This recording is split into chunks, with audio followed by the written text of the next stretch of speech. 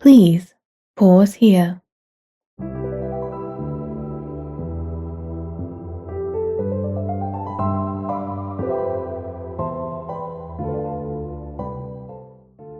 Welcome back to Pause Here, where we delve into the art and science of breathing to improve our daily lives. I'm your host, Sarah, here to guide you through the science and simplicity of breathing, meditation, and relaxation techniques that can transform your day, your health, and even your sleep. This episode is about how different genres of music can shift your emotions and your nervous system, not just in a vague music affects mood way, but in a real embodied way, through tempo, rhythm, repetition, unpredictability, texture, and the whole energy setting music creates around us and inside us. We use music all the time, to focus, to calm down, to wake up, to grieve, to cope. But we do not always stop to ask what it is actually doing to us. Is this song helping me settle? Is it helping me feel? Is it helping me process something? Or is it quietly winding me up even more? A slower tempo can feel settling. A restless beat can feel energizing. Repetition can feel meditative. Predictability can help the brain relax. Harsh textures can feel agitating or cathartic. But that's only half the story. The other half is all you. Your memories, your taste, your history with a genre, what a song meant to you at 16, what your body has learned to associate with safety, heartbreak, comfort, rebellion, or release. So when we ask whether classical music is calming or heavy metal is aggressive, the answer is sometimes. Because while for one person, a soft piano might feel like peace, for someone else, it might feel empty or sad. For one person, heavy metal might feel like overwhelm, and for another, it might feel like structure, release, or finally hearing something big enough to hold what they feel inside. So that's where we're heading today. We're going to do some research, slow it down, get curious, and listen a little more closely to the ways music shapes our emotions, attention, and our bodies. Because sometimes the playlist is not just background noise, sometimes it's our nervous system's environment.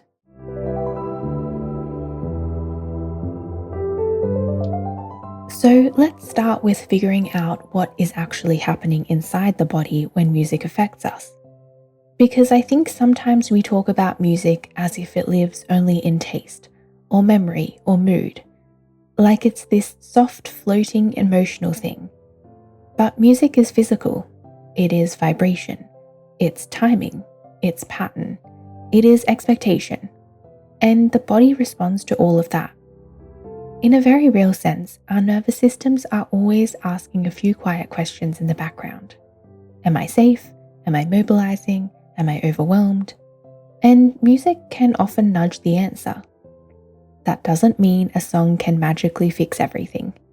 But it does mean music can influence breathing, heart rate, blood pressure, arousal, stress chemistry, and emotional processing in ways that are measurable, not just poetic. Research on music and physiology has linked different kinds of music to changes in cardiovascular and respiratory activity, perceived stress and stress recovery, especially when tempo, structure, and listener experience are taken into account. One of the clearest ways music affects the nervous system is through activation. Not excitement in the everyday sense, but how revved up or settled your system gets. Think of it like an internal dial. On one end, you have lower activation, slower breathing, softer muscle tension, less urgency, a greater sense of ease.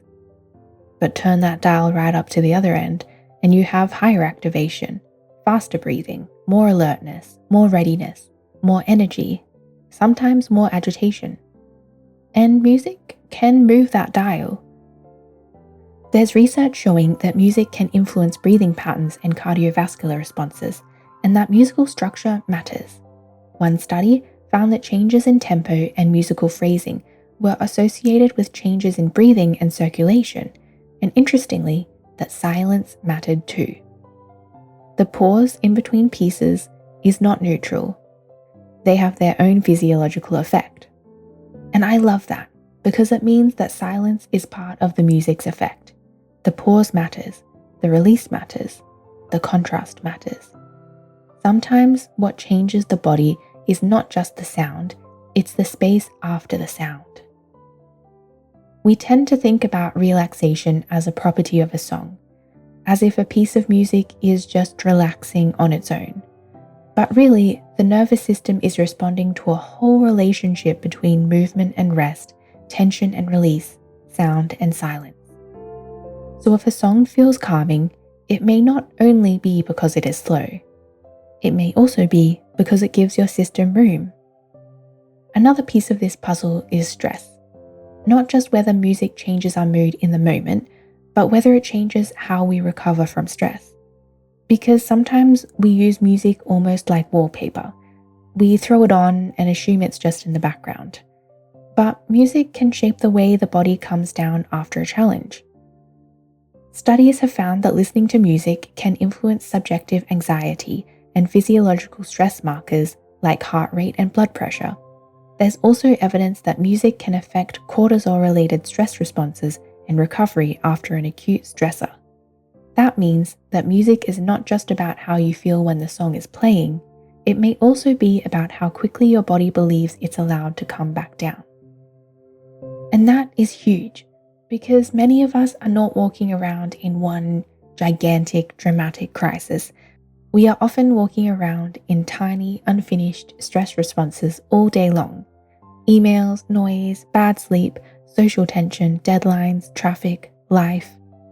And if music helps the nervous system recover even a little bit faster, or helps you stay from escalating quite so hard in the first place, that matters. It's not trivial. Now, I do want to be careful here, because I think this is where oversimplified wellness language can tend to creep in. Not all slow music is soothing, not all fast music is dysregulating, and not all relaxing music will actually relax you. A track can be objectively soft and still feel emotionally unsettling.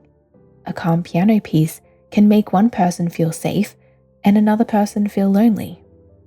A highly energetic song can feel stressful for one listener and empowering to another. So again, we come back to the body and the biography. The sound matters, but the relationship to that sound matters too. What does your body associate with this kind of sound? Do you soften into it or brace against it? Does it lower the temperature in you or raise it? Research on neurochemistry of music also suggests that music's effects are not just about vague feelings, but involve systems linked to reward, stress, and bonding, including dopamine and cortisol-related pathways. So when a song makes you feel relief, anticipation, comfort, tears, motivation, or release, it's not just in your head. I mean, it is in your head, but it's also in your body. And I think that kind of noticing can completely change the way we listen to music. Because once you start paying attention, you realize that music is not neutral in your life. It is often shaping your internal environment, sometimes beautifully, sometimes accidentally, sometimes in ways you did not realize until you stopped long enough to feel them. So maybe one useful way to think about it is this. Music can stimulate, music can settle, music can help process, and music can sometimes do all three in different proportions all at once. A slow ambient piece might soften the edges of the day. A steady instrumental track might help organize your attention. A loud, emotionally intense song might help you deal with something that's been trapped inside. A song with the wrong tempo, texture, or emotional charge might tip you further into overwhelm. All of that just means your nervous system is listening. And this is where I think the conversation gets even more interesting, because if music affects the body this much, then the next question is what exactly in the music is doing this? Is it the tempo, the rhythm, the predictability, the repetition, the texture, the timbre, the silence, the structure, or all of the above?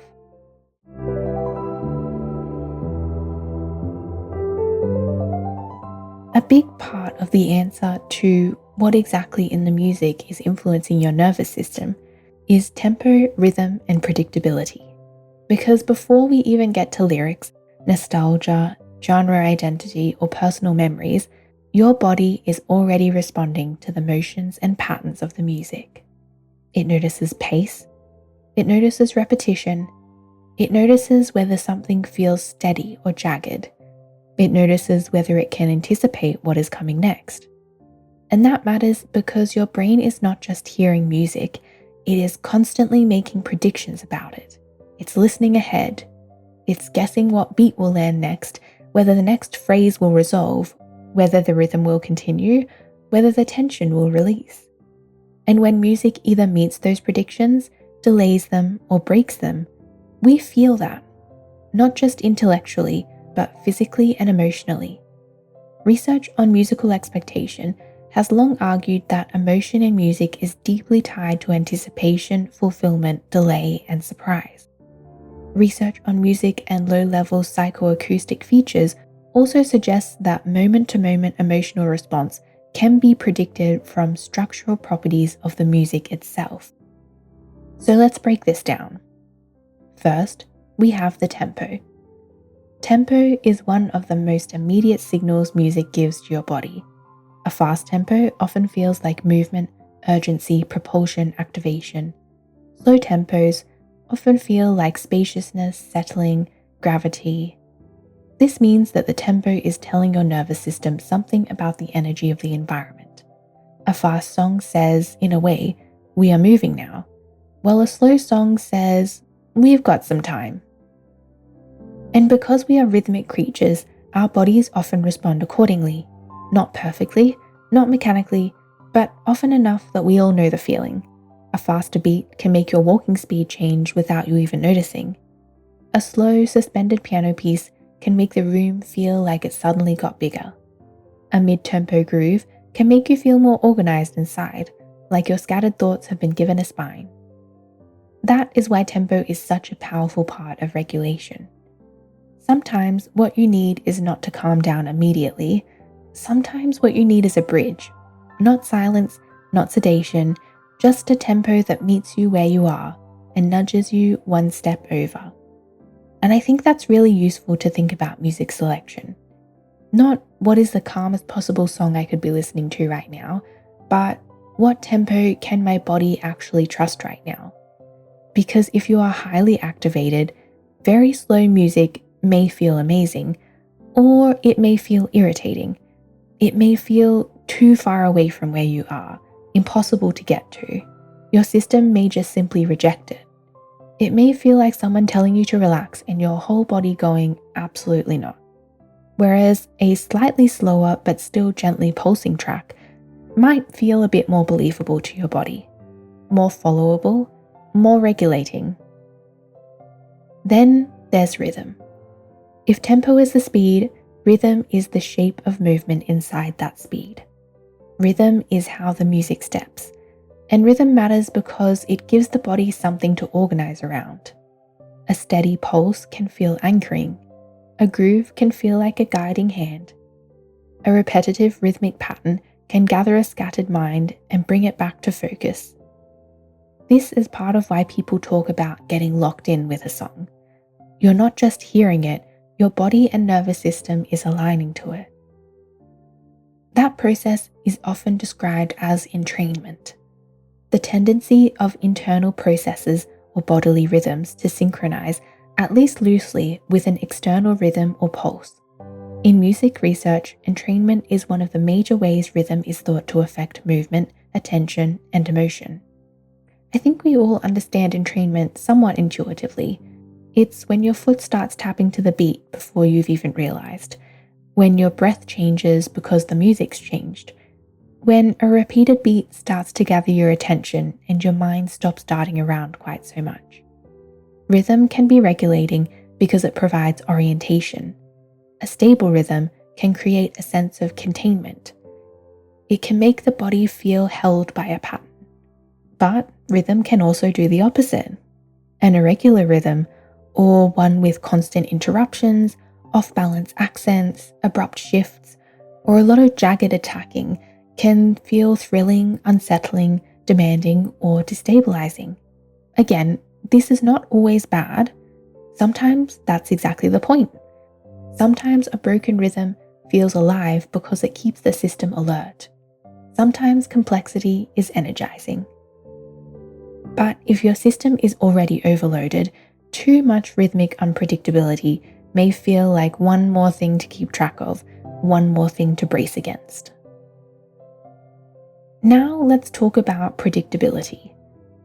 Your brain is constantly trying to reduce uncertainty, not eliminate all novelty, we would get bored, but reduce enough uncertainty to feel in control and orientated. Music plays with that beautifully. It gives us patterns, then it repeats them, then it slightly changes them, then it delays the resolution, and then it gives us the payoff.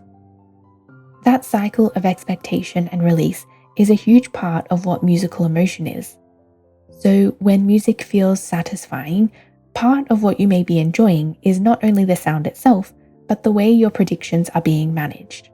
A phrase resolved where you hoped it would. A chorus lands exactly where you wanted it. A beat drops after just enough tension. A repeated figure returns and your whole system goes, yep, there it is. That kind of predictability can feel safe. Not boring safe, structured safe. And for a nervous system that has been dealing with too much ambiguity, too much chaos, too much emotional static, predictability can be a relief. This is also one of the reasons why repetition feels so good. Repetition is powerful and sometimes gets underrated because we confuse it with simplicity. But repetition is not trivial. It can be a container. It can narrow the field of attention and it can reduce cognitive load. It can turn listening into something almost mantra-like. Repetition can deepen absorption, intensify meaning, and create a kind of suspended attention state. A repeated rhythm or motif can help the mind stop chasing novelty for just a moment. And that can be deeply regulating. This is part of why drones, ambient loops, white noise, minimalist piano, steady electronic textures, chanting, and groove-based music can all feel meditative in very different ways. They reduce the demand to constantly reorient. They make attention less effortful. They give your nervous system fewer surprises to guard against. Now, of course, repetition can become irritating. If you are restless, understimulated, and just not in a relationship with a sound, repetition can feel claustrophobic instead of calming. Again, same principle. The feature itself matters, but the listener's state matters too. That all being said, the goal of a musical piece is not total predictability. It would flatten music. Part of what makes music feel alive is the surprise. A lift in harmony, a dramatic drum entrance, a silence where you expected sound, a note held longer than expected, a beat that lands slightly differently the second time. Surprise in music keeps our attention engaged. It creates tension and release, and it gives music shape. The question is not whether surprise exists. The question is how much surprise your system can metabolize in any given moment. A small deviation inside a stable pattern can feel exciting. Too much unpredictability, especially when you are already stressed, may feel jarring. So sometimes regulation is not about removing surprise, it's about finding the right ratio between familiarity and novelty. Enough pattern to feel safe, enough variation to stay present. That balance is part of why some songs feel so perfect for certain moods. They do not overwhelm the prediction system, but they do not bore it either. And once you start hearing music this way, as tempo, pulse, repetition, expectation, tension, release, genre starts to make a little more sense. Because genres are not just labels, they are collections of patterns. Different genres tend to carry different relationships to speed, rhythmic density, repetition, contrast, and predictability, which means different genres often create different emotional climates.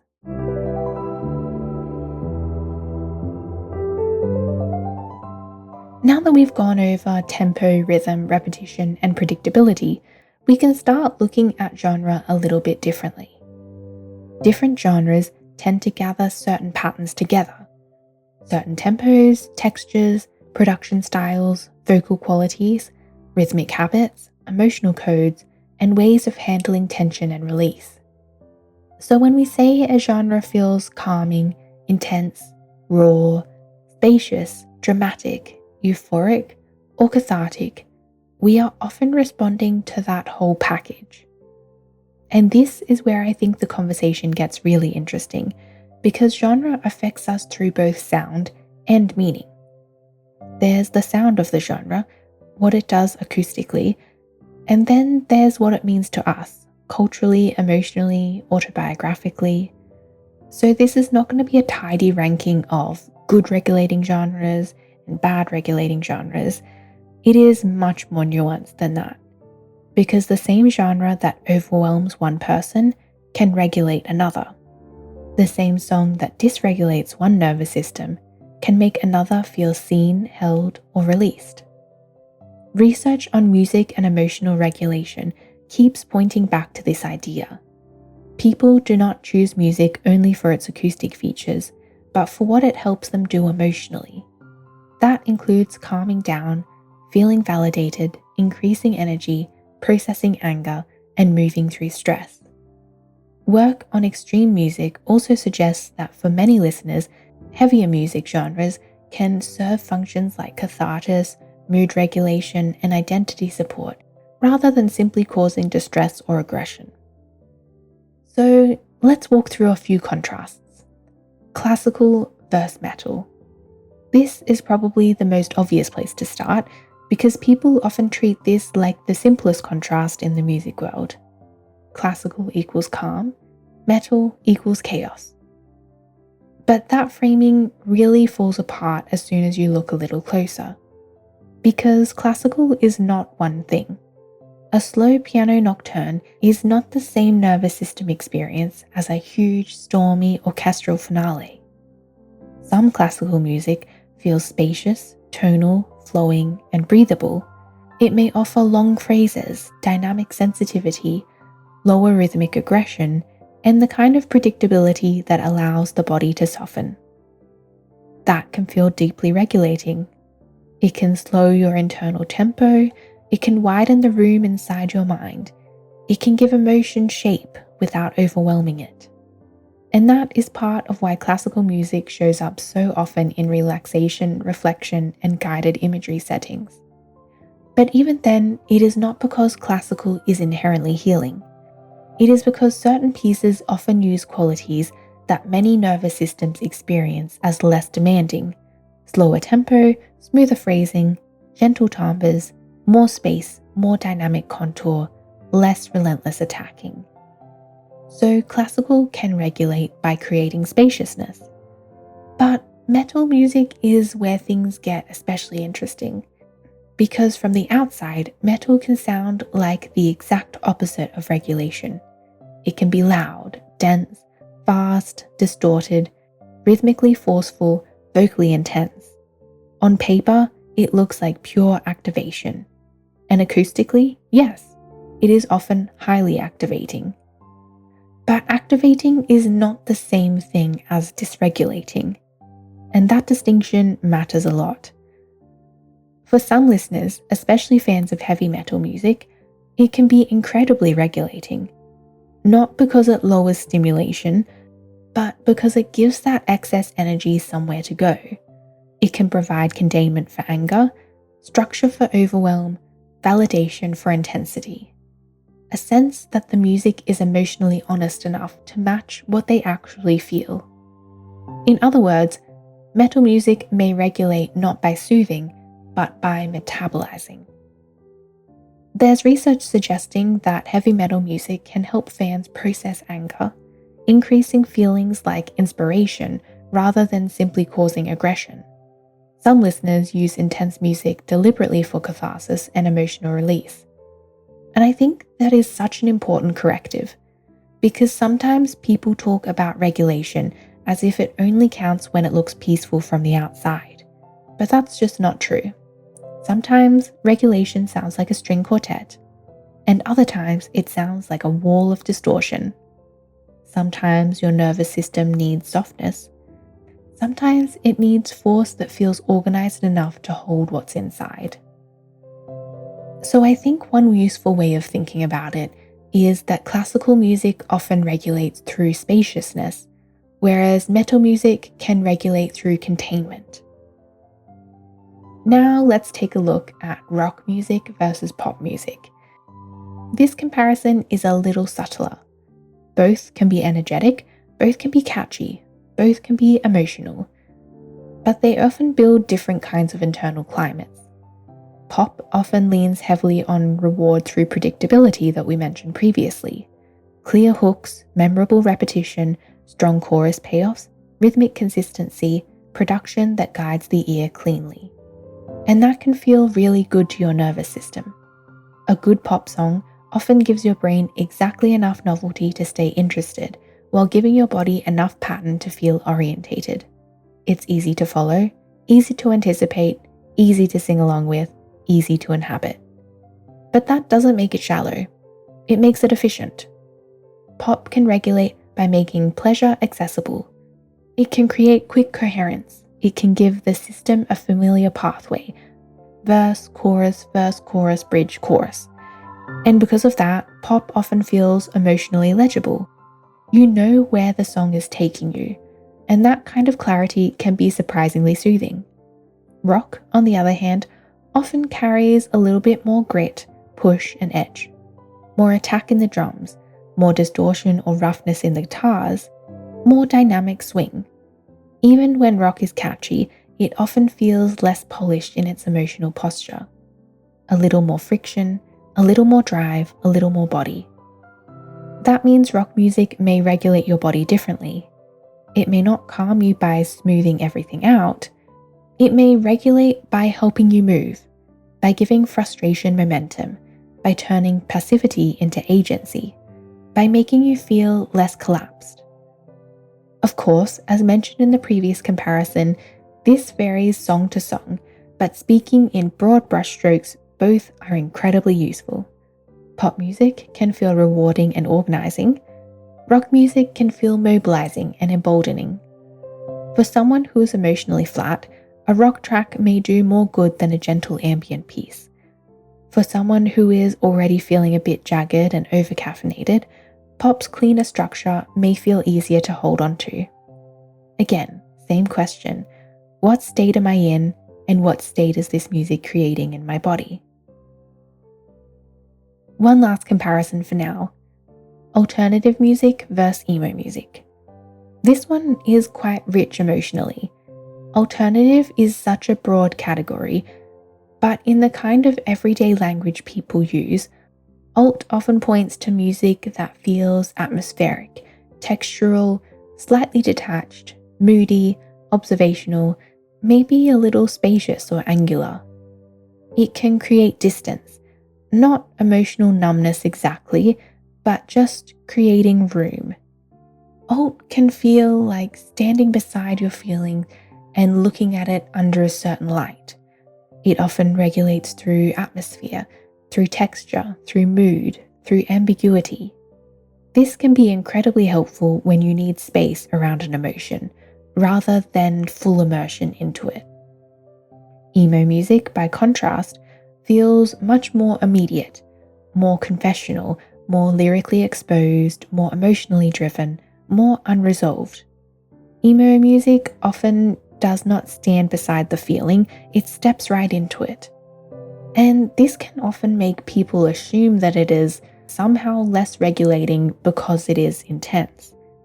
But I think that misunderstands what regulation sometimes is. Not all regulation means reducing a feeling. Sometimes regulation means allowing a feeling to become coherent, allowing sadness, anger, longing, or heartbreak to take a form that feels shareable and survivable. Emo music may not soothe by reducing emotional charge, it may soothe by offering recognition, by saying, yes, this is messy, yes, this hurts, yes, this matters. And there is something profoundly regulating about being emotionally mirrored. So I might put it like this. Alternative music often regulates through distance and atmosphere, while emo music often regulates through immersion and recognition. If you're feeling overwhelmed, you may need music that gives you more room around that feeling. But if you're feeling disconnected from yourself, you may need music that helps you enter that feeling honestly. But to reiterate one of the most important points, genre effects are not universal. Preference matters, familiarity matters, personal history matters. The same genre that overwhelms one person can regulate another. One person hears noise, another hears home. And that's why the better question is not which genre is best for the nervous system. It's what does this genre tend to do acoustically and what does it do to me personally? And that is perhaps a more honest question, because different genres can support different nervous system needs. Classical music might help with slowing and widening. Heavy metal music might help with containment and catharsis. Pop music might help with reward and structure. Rock music might help with momentum and agency.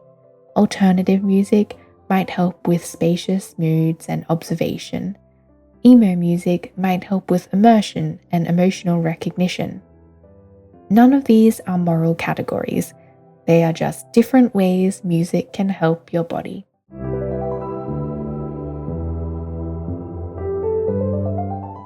So the next time you put some music on, pause for just a few seconds and ask, what do I need right now?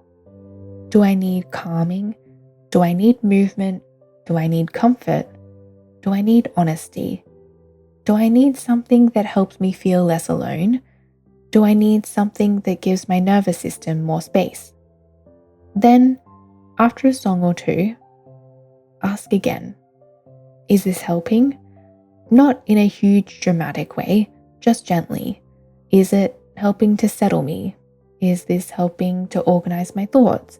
Is this bringing me closer to myself? Or is this pulling me further away? These questions can change your whole relationship with music, because then your playlist becomes less random. It becomes more responsive. And one of the most practical things you can do is build playlists by function, not just by genre. So instead of only having a songs I like playlist, you might have a grounding playlist, a processing playlist, a moving through it playlist, a heartbreak playlist, a soft landing playlist, an everyday playlist, a work sucked playlist. That kind of intentional music use shows up both in research and real-life listening practices. People often use music purposefully to manage anxiety, stress, and mood, and many find it helpful to prepare playlists ahead of time rather than choosing reactively in the moment. Not every song has to heal you, not every playlist has to be optimized. Sometimes you can just want to blast something in the kitchen and be alive, and that counts too. But being a little more mindful with our choices and thinking ahead a little bit more might help you out in a future tough spot. So maybe that's the real invitation here, to listen a little more closely, not just to the music, but to yourself inside the music, because music is never just background. Thanks for pausing here with me today. If you've enjoyed our time together, try out the Pausing Point app for more mindful rests. Why not share this episode with someone who could use a pause in their playlist? And don't forget to follow us on your favorite podcast platforms to never miss an episode. If you want, you can also follow us on our social media platforms. We're at Pausing Point to get updates and stay connected.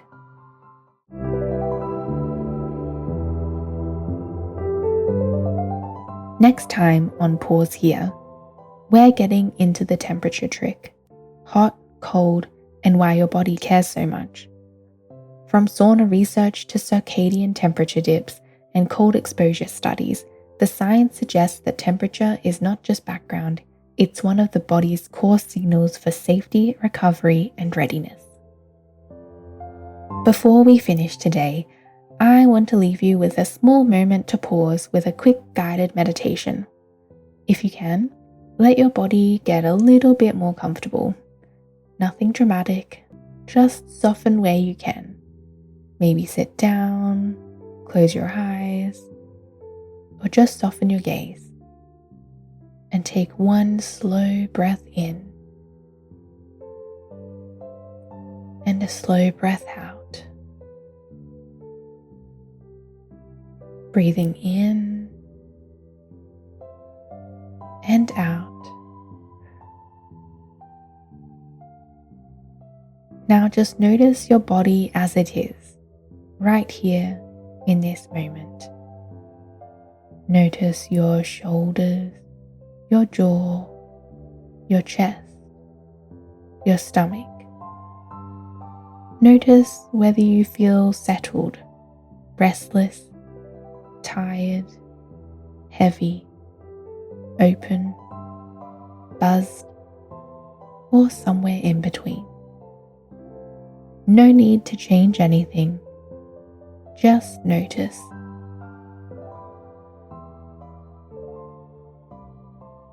And now bring to mind a piece of music that feels grounding to you. Not what should feel grounding, not what other people would choose. Just a sound, a song, an artist, or even a texture of music that your body trusts. You don't have to hear it perfectly, just imagine it. And as you do, notice what happens inside of you. Does your breath change? Do your shoulders soften? Does your chest feel more open? Do your thoughts slow down even a little? Or maybe nothing changes right away, and that's okay too.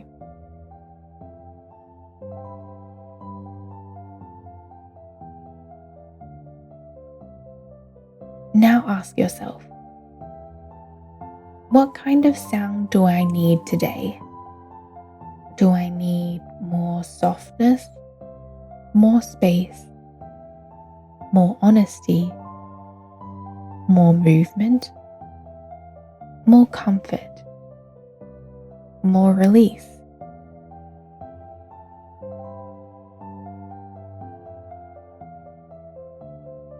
Take one more slow breath in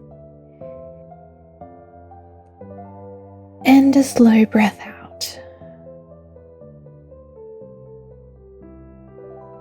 Gently blink your eyes open if you close them. Wiggle your fingers and toes.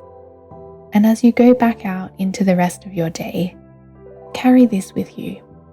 The playlist is not just background noise. It's part of your inner environment.